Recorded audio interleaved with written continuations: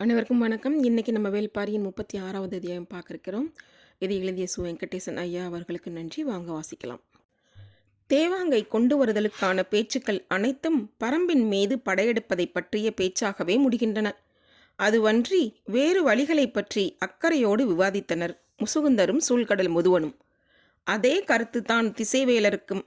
ஆனால் இவர்களால் மாற்று வழியை சொல்ல முடியவில்லை.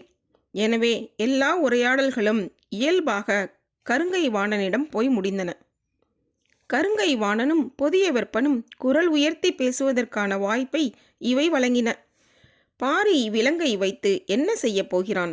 4 ஆண்டுகளுக்கு ஒரு முறை கூடையிலிருந்து பழம் பொறுக்கத்தான் பயன்படுத்துவான் என்றால் அது எவ்வளவு பெரிய அறியாமை! நாம் அவனிடம் எடுத்து சொல்லலாம். இவ்விலங்கின் வலிமை கடலில்தான் இருக்கிறது. கடற்பயணத்தில் காற்றை வெல்லவும் கரையை சொல்லவும் ஆற்றல் கொண்ட ஒன்றை அதற்குரிய இடத்தில் பயன்படுத்துதலே முறை. இதனை உரியவர் மூலம் பாரியிடம் சொல்ல வைப்போம் என்று வாதிட்டார் முசுகுந்தர். உரியவர் என்றால் யார்? வழக்கம் போல அரசு அமைச்சர்களை அனுப்பாமல் பாரி பெரிதும் மதிக்கிற மனிதர்களை அனுப்பி வைப்போம்.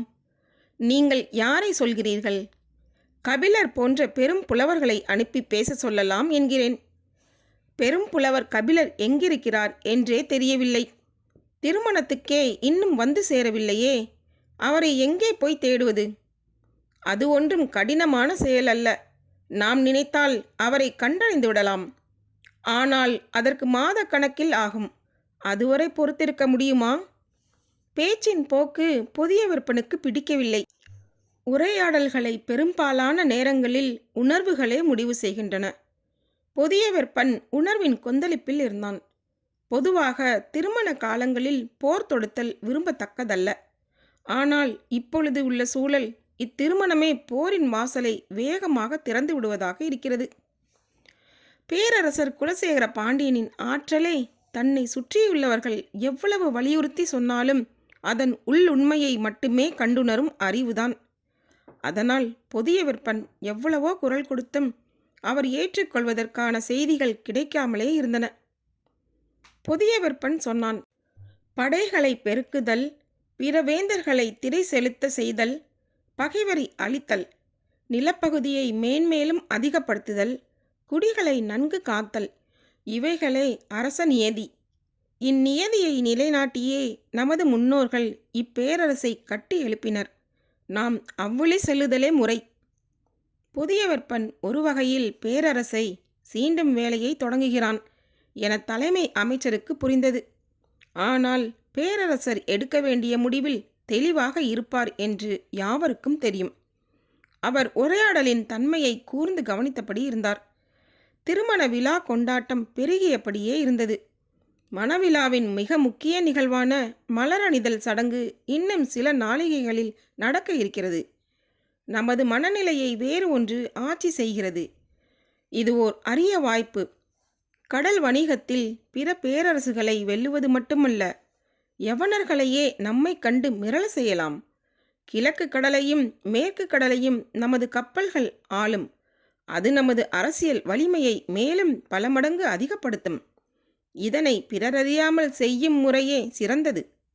போர் தொடுத்தல் இக்காரணத்தை வெளிப்படுத்தும்.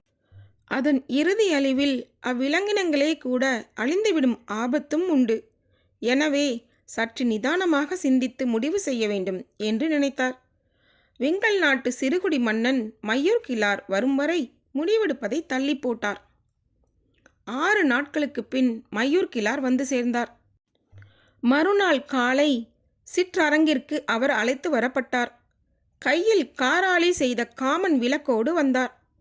பேரரசரை பார்த்ததும் அதனை அவரிடம் கொடுத்து அதன் சிறப்பை சொல்ல வேண்டும் என்று விரும்பினார். மலரணியும் நிகழ்வுக்கு புறப்பட தயாராயிருந்த பேரரசருக்கு மையூர் கிழார் வந்துள்ள செய்தி சொல்லப்பட்டது. உடனே சந்திக்க ஏற்பாடானது. அவர் அளித்த காமன் விளக்கை பெற்றுக்கொண்டார். அதன் சிறப்பை விளக்கி சொல்வதற்கான சூழல் வாய்க்கவில்லை. பாண்டரங்கத்தில் வைக்கவே தனி கவனம் செலுத்தி செய்தது என்று மட்டுமே சொல்ல முடிந்தது. கருங்கை வாணன் நேரடியாக பேச்சை தொடங்கினான். பரம்பின் மீது போர் தொடுப்பது பற்றிய வினாக்கள் அவரின் முன் வைக்கப்பட்டன. முற்றிலும் எதிர்பாராத கேள்வியை எதிர்கொண்டு திகைத்து போனார். மணவிழாவுக்கு தான் முன்கூட்டியே அழைக்கப்பட்டுள்ளோம் என நினைத்து பெருமகிழ்வோடு வந்த அவருக்கு இக்கேள்வி பெருங்கலக்கத்தை உருவாக்கியது. பாண்டிய நாட்டின் கடைசி எல்லை வெங்கல் நாடு. அதனை அடுத்து பச்சைமலை தொடர் தொடங்குகிறது. எனவே இப்போரில் வெங்கல் நாடு முக்கிய பங்காற்ற வேண்டியிருக்கும். ஆனால் இவ்வளவு அவசரமாக திருமண காலத்தில் போர் புரிதல் பற்றி பேச வேண்டிய தேவை என்ன என்பது அவருக்கு விளங்கவில்லை. அவர் அதிர்ச்சி அடைவார் என்பது எதிர்பார்த்த ஒன்றுதான். எனவே மற்றவர்கள் அவரின் அதிர்ச்சியை பெரிதாக பொருட்படுத்தவில்லை. பேரரசின் முன்னடக்கும் கலந்துரையாடல்களில் வினா எழுப்புவதற்கான இடமில்லை. தன்னை நோக்கி எழுப்பப்படும் வினாவிற்கான விடையை பணிவோடு முன்வைக்க மட்டுமே அனுமதி உண்டு. மயூர் கிழாருக்கு சூழல் பிடிபடவே நேரமானது. போரின் தேவை பற்றி தெரிந்து கொள்வது நமது வேலை அல்ல. போரின் தன்மை பற்றி தனது அறிவுக்குட்பட்டதை சொல்லிவிடுவோம் என முடிவுக்கு வந்தார். தளபதி கருங்கைவாணன் கேட்டான். பரம்பு நாட்டில் மொத்தம் எத்தனை ஊர்கள் உள்ளன? 400க்கும் மேல் இருக்கும் என்று நினைக்கிறேன். மலையில் அமைந்துள்ள ஊரின் பரப்பும் மக்களின் எண்ணிக்கையும் மிக குறுகிய அளவுதானே இருக்கும். ஆம் என்றார் மயூர் கிழார். ஆண், பெண், குழந்தைகள் என எல்லாம் சேர்த்து பரம்பு நாட்டில் எவ்வளவு பேர் இருப்பார்கள்? இவ்வினாவிற்கு எப்படி விடை சொல்ல முடியும்? பரம்பு நாட்டின் ஓர் ஊரை கூட நான் கண்களால் பார்த்ததில்லை. ஒரு சில மனிதர்களை மட்டுமே பார்த்துள்ளேன். பின் எப்படி இதற்கு விடை சொல்வது என்று தயங்கிக் கொண்டிருக்கையில் கருங்கைவாணன் சொன்னான். பாண்டிய பேரரசின் நிலைப்படையின் எண்ணிக்கையில் பாதி கூட பரம்பு நாட்டு மக்களின் எண்ணிக்கை இருக்காது. தளபதி சொல்லும் கணக்கு சரியாக இருக்கவே வாய்ப்புள்ளது. ஏனென்றால் பாண்டிய நாட்டு நிலைப்படையின் வலிமை அப்படி. இந்த கணக்கு சொல்லப்படுவதற்கான காரணம் எல்லாரும் அறிந்ததே. ஆனால் போர் என்பது எண்ணிக்கையால் மட்டும் தீர்மானிக்கப்படுவதில்லை. அதை பேரரசர் அறிவார். எனவேதான் தளபதியின் சொல்லை விட மயூர் கிழாரின் சொல்லை அவர் மிக கூர்மையாக கவனித்து வந்தார். மிக உறுதியாக முன்வைக்கப்படும் தளபதியின் வார்த்தையை எதிர்கொள்ள முடியாமல் அமைதி காத்தது அவை. தலைமை அமைச்சர் முசுகுந்தர் என்ன சொல்லப் போகிறார் என்று மற்றவர்கள் எதிர்பார்த்திருந்தனர். இதற்கு மேல் போரற்ற ஒரு பேச்சுக்கான இடம் அங்கு இல்லை என்பது அனைவரும் அறிந்ததனால் அமைதி நீடிக்கவே செய்தது. தளபதியிடம் இருந்த உறுதியும் நம்பிக்கையும் புதிய வெப்பனின் முகத்தில் மகிழ்வாய் எதிரொலித்தது. மற்றவர்களும் அதனை கவனித்தபடி இருந்தனர். இந்நிலையில் நீ சொல்ல வருவதென்ன என்று மயூர் கிழாரை பார்த்து பேரரசர் கேட்டார். மயூர் கிழாரின் முகக்குறிப்பறிந்து பேரரசர் கேட்கிறார் என்றுதான் எல்லோரும் நினைத்தனர். ஆனால் தலை தாழ்த்தி நின்றிருந்த மயூர் கிழாருக்கு என்ன சொல்வதென்று புரியவில்லை. ஆனால் தான் எதையோ சொல்ல வேண்டுமென்று பேரரசர் விரும்புகிறார் என்பது மட்டும் புரிந்தது. சின்ன செருமலோடு பேசத் தொடங்கினார் மயூர் கிழார். நான் நேற்று வந்ததிலிருந்து பலவற்றையும் தெரிந்து கொண்டேன். என் மகன் இளமருதன் சற்றே பதற்றத்தில் இருந்தான். அழைத்து வந்த செவியனிடமும் விசாரித்தேன். ஆளுக்கு ஒன்றாய் சொன்னார்கள். ஆனால் அவர்கள் சொன்னதற்கும் உள்ளே நடக்கும் நிகழ்வுக்கும் எந்த தொடர்பும் இல்லை என்று முதலில் தோன்றியது. இப்பொழுதோ தொடர்பு இருக்குமென தோன்றுகிறது. மயூர் கிழார் சொல்வது சற்றே குழப்பமாயிருந்தது. நீ எதை சொல்ல வருகிறாய் என கேட்டார் முசுகுந்தர். மதம் கொண்ட யானையை நீங்கள் கையாண்ட முறையை என்றார் மயூர் கிழார். அதிர்ந்து போனார் முசுகுந்தர். பேரரசருக்கு தெரியாமல் நடந்த ஒன்றை இப்படி அவையில் போட்டு உடைத்து விட்டானே. எந்த மத யானை? என்ன நடந்தது? வியப்புற்ற குரலில் இருந்தது பேரரசரின் கேள்வி. முசுகுந்தர் நடந்ததை விளக்கிச் சொன்னார். திருமண காலத்தில் இப்படி ஒரு தீய நிகழ்வு தங்களுக்கு தெரிய வேண்டாம் என்பதால் இதனை சற்று மறைவாக விசாரித்து முடித்தோம் என்றார். எனக்கு தெரியாது என்று எப்படி நீ நம்பினாய் என கேட்டார் பேரரசர். பேரரசருக்கு தெரியாமல் இருக்க வாய்ப்பில்லை என்பதை நான் அறிவேன். ஆனால் இது ஒற்றர்களின் மூலம் மெல்லிய குரலில் உங்கள் காதுகளில் பட்டும் படாமலும் விழவேண்டிய செய்தி என்று நான் நினைத்தேன். அதனால்தான் நான் உங்களிடம் தெரிவிக்கவில்லை. முசுகுந்தரின் விடை பேரரசருக்கும் அவருக்கும் இருந்த ஆழ்ந்த புரிதலை வெளிப்படுத்தியது. மற்றவர்கள் வியப்படைந்தனர். இதனை நினைவுபடுத்தியதன் மூலம் மயூர் கிழார் சொல்ல வரும் செய்தி என்ன என்பதுதான் முசுகுந்தருக்கு பிடிபடாமல் இருந்தது. மயூர் கிழார் கேட்டார். எத்தனை வீரர்கள் கொண்டு அந்த மத யானையை மறிக்க செய்தீர்கள்?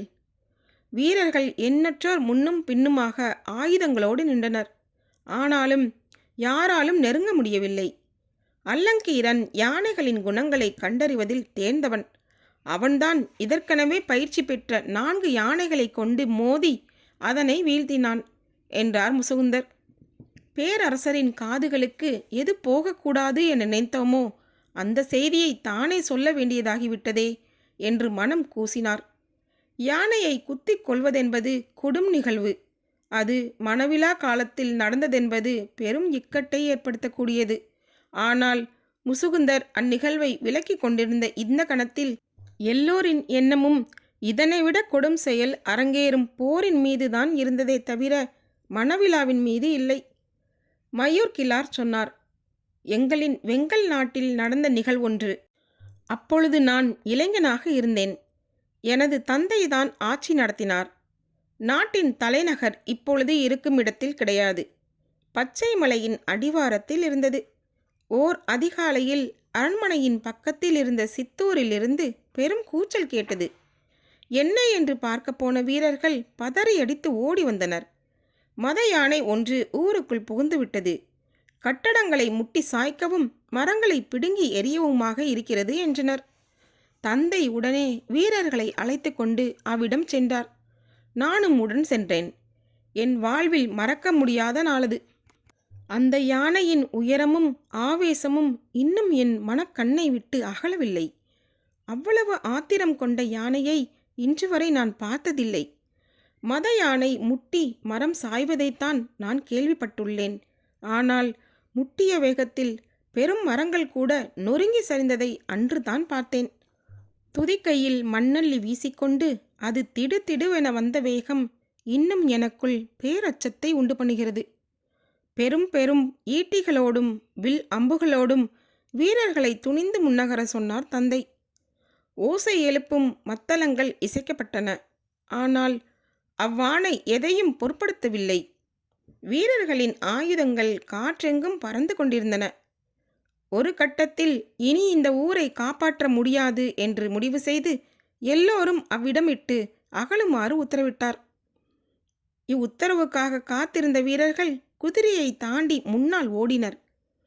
எல்லோரும் அரண்மனைக்கு வந்த பின்புதான் சிந்தித்தோம், அந்த மத யானை இங்கு வந்தால் என்ன செய்வது?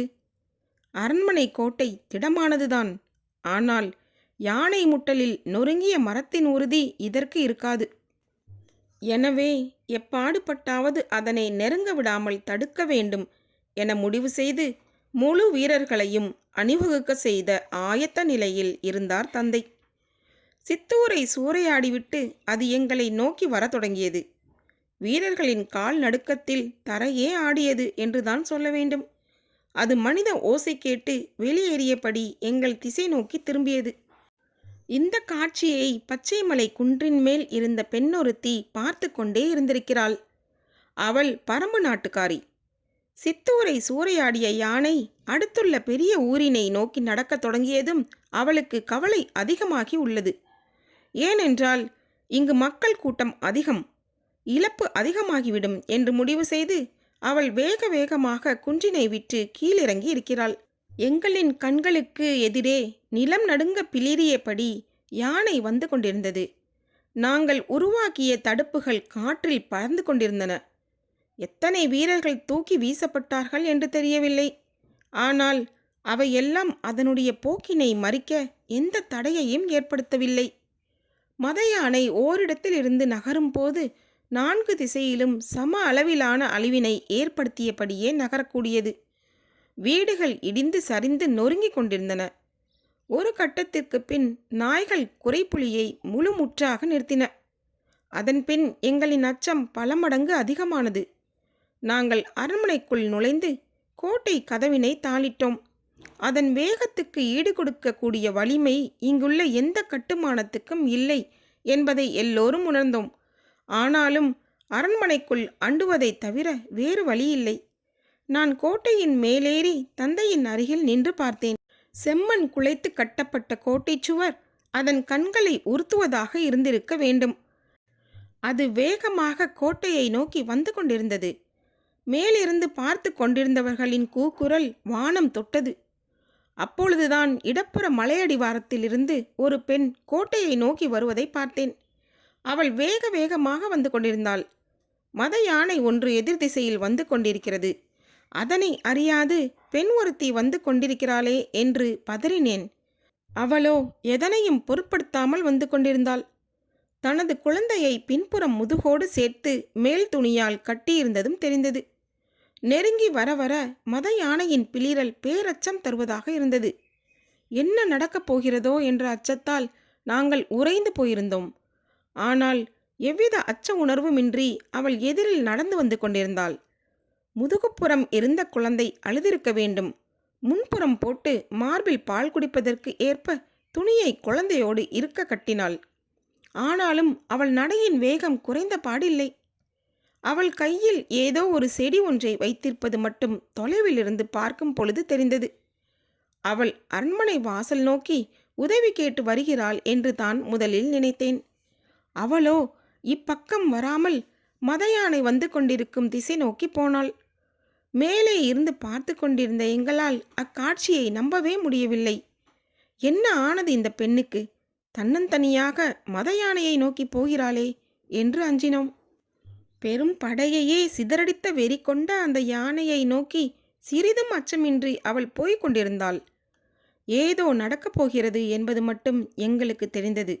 நாங்கள் இமைக்காமல் பார்த்து கொண்டிருந்தோம்.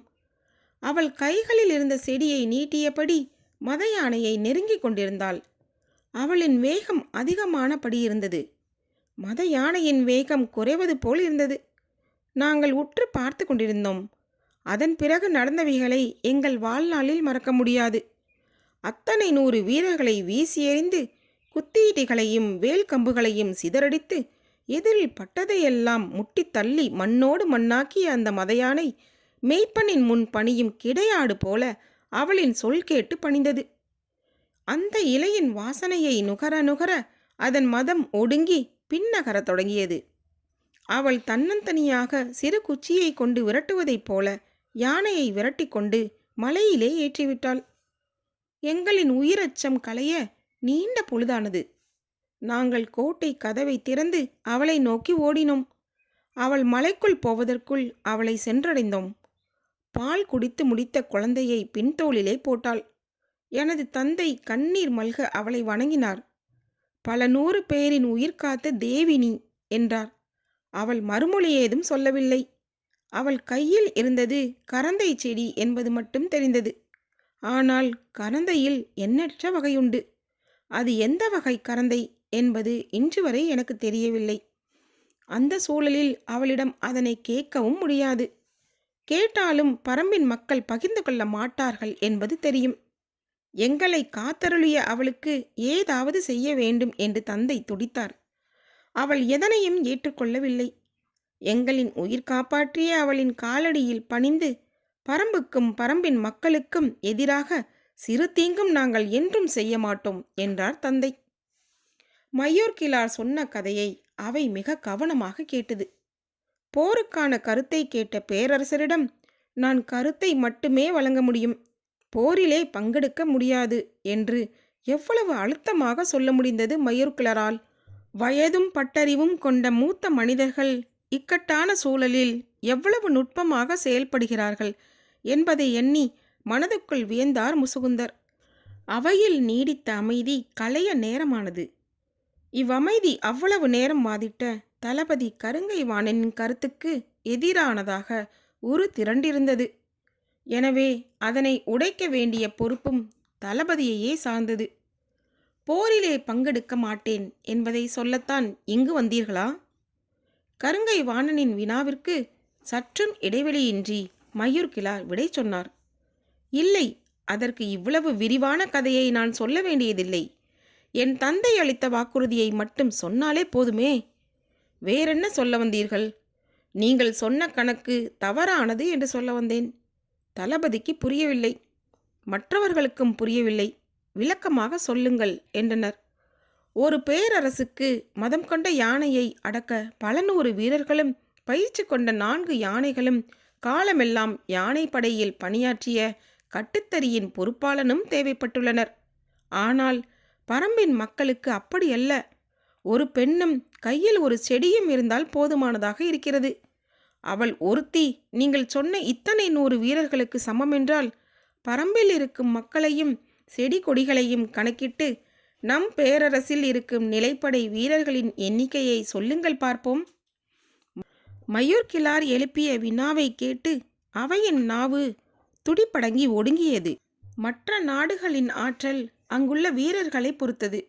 ஆனால் பரம்பின் ஆற்றல் மனிதர்களை மட்டும் சார்ந்ததல்ல.